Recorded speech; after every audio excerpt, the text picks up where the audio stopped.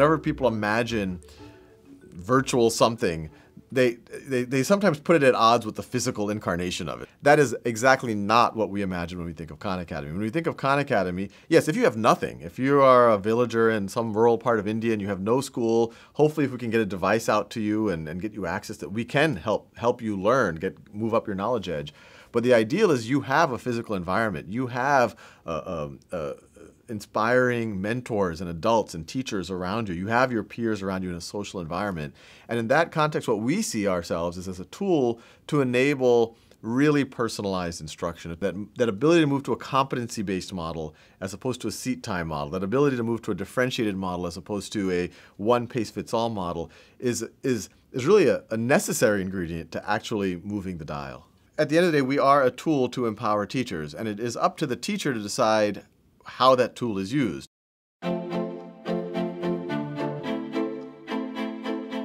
In the internet world, there's this phenomenon of A/B testing, where, hey, you want people to click purchase on your e-commerce store?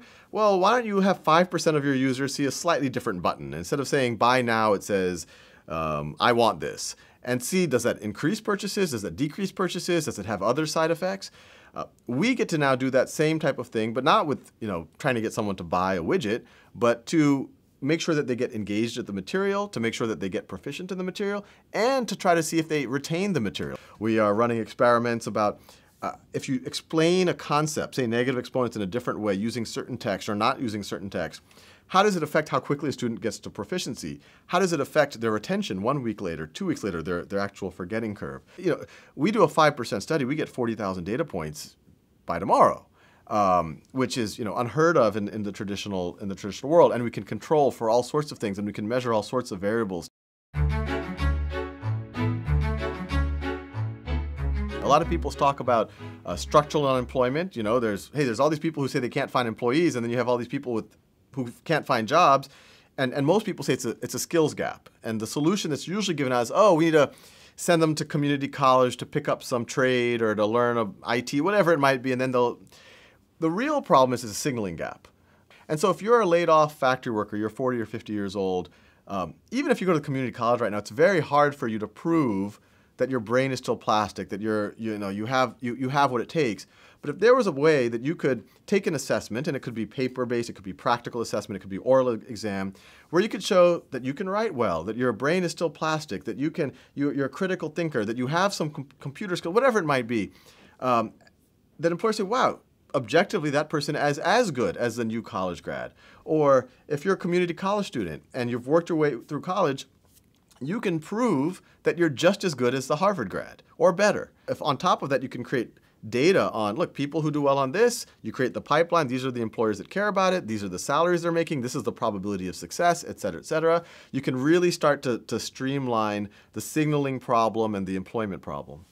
I would tell CEOs, be creative. Don't just have the inertia of what your predecessors did of looking at the resume book from an Ivy League school. Not only are you not going to get the best results, it's not fair because there's a lot of good people out there, and you have to figure out how to discover them. But I think if the Department of Education or someone else isn't going to create some type of competency-based mechanism, you can. I mean, especially a large organization, they would have the clout. Form a consortium with your competitors to find the talent in petroleum engineering, in software engineering, whatever it might be.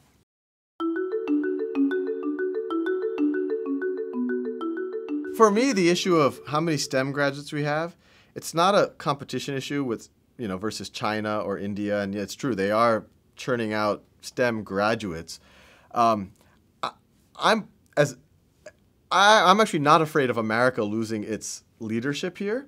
I mean, if anything, we have all these doom and gloom arguments about America losing its primacy and all of this stuff about our math scores.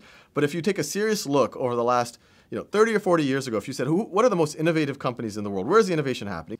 And if you just follow and ask that question year after year and year, it's getting more and more focused in America. In fact, it's getting more and more focused about a 10 square mile radius right around here. And so I'd argue Silicon Valley is frankly the most American part of America. It's entrepreneurial, it's creative, and those are the things, that's where innovation really happens. I always joke, well, I don't joke, it's true. Your ability to do a math problem as your ability to innovate, that's like measuring an artist by how well they mix paint. That is just, or how a dancer by how flexible they are. It's a necessary condition. It's something that you need a tool to express yourself, but it's not what takes you to the innovation. And that's why you see so much. The innovation is in our culture, despite the fact that we have a Prussian education system.